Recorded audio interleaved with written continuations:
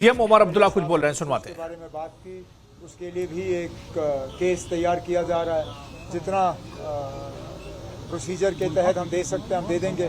बाकी क्योंकि ये पुलिस स्टेशन में ब्लास्ट हुआ है, उम्मीद की जाती है कि जो फंड्स होम डिपार्टमेंट के पास हैं और खासकर जो फंड्स हमारे तरफ से एलजी साहब के पास रखे जाते हैं, जो फंड उनको दिया जाता है, उस फंड में से भी इन मकान मालिकों को कुछ पैसा मिलना चाहिए ताकि जो नुकसान हुआ है उसको ठीक किया जा सके। उनको टारगेट किया जा रहा है, उनको कुछ नहीं किया जा रहा है। ये बात मैंने कल भी जो north zone chief ministers conference रही उसमें भी मैंने तमाम जो उसमें हिस्सा ले रहे थे, उसमें यूनियन होम मिनिस्टर साहब थे, होम सेक्रेटरी थे, नॉर्थ जोन के तमाम चीफ मिनिस्टर्स थे, कुछ गवर्नर और एलजी थे।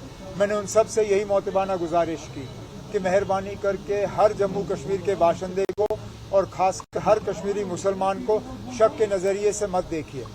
जो इस हादसे के लिए और जो खासकर दिल्ली में ब्लास्ट हुआ है, जो उसके लिए कसूरवार हैं, उनको पकड़ के सख्त से सख्त सज़ा दी जानी चाहिए।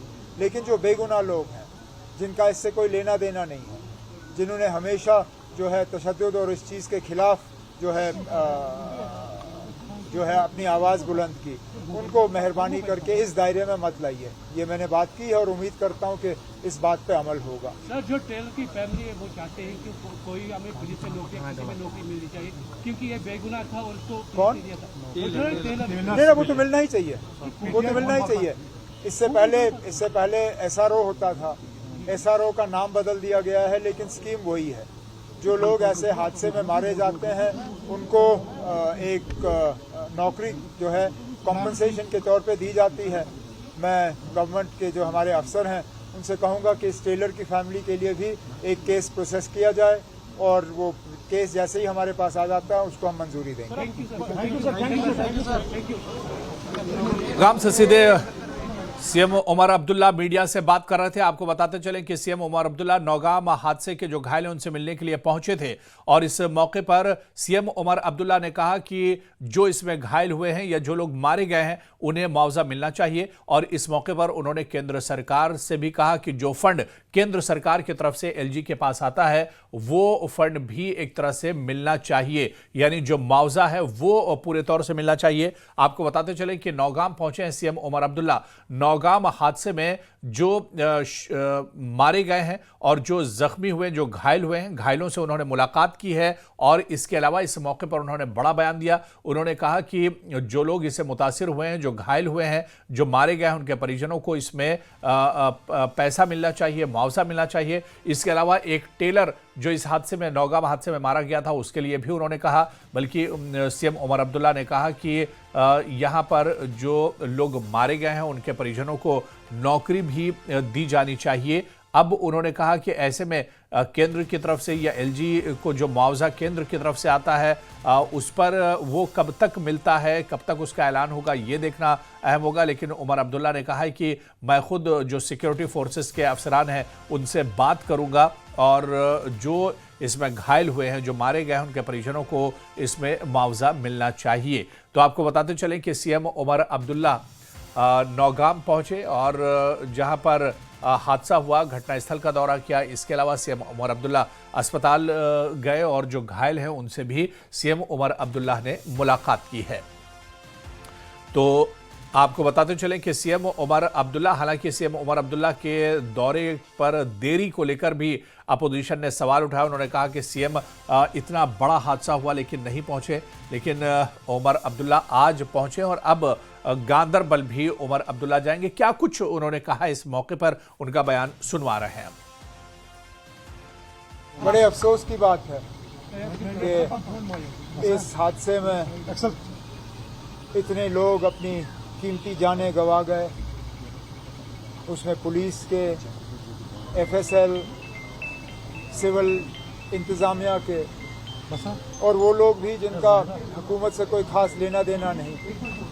एक बेचारा टेलर, फोटोग्राफर और फिर कई सारे यहाँ अस्पताल में जख्मी। कैसे हुआ, क्यों हुआ, तहकीकात शुरू की गई है। उम्मीद करता हूं कि जवाब लोगों को मिलेंगे। क्योंकि ये नहीं होना चाहिए था। इतनी बड़ी क्वांटिटी एक्सप्लोजिव्स की यहाँ लाई गई, किन हालात में लाया गया, किन हालात में रखा गया, किन हालात में उसको डील किया जा रहा था। अब आहिस्ता आहिस्ता इन तमाम सवालों के जवाब जो हैं हमें हासिल होंगे, लेकिन फ़िलहाल मैं तो सिर्फ उन तमाम घरों के साथ हमदर्दी और ताज़ियत का इजहार करने,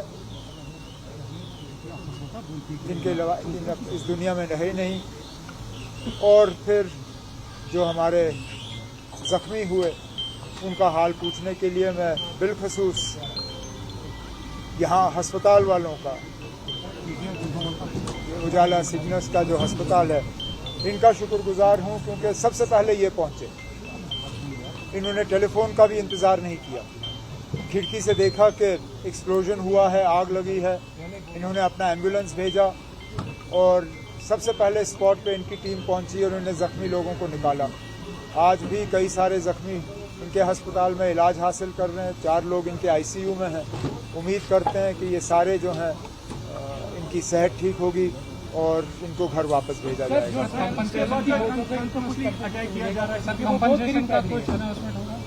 कॉम्पनसेशन का हमने पहले ही किया है,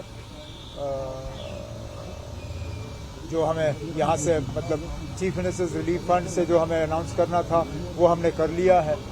इसके बाद जो मकानों को नुकसान हुआ है, स्ट्रक्चरल डैमेज, एमएलए साहब ने मुझसे उसके बारे में बात की, उसके लिए भी एक केस तैयार किया जा रहा है।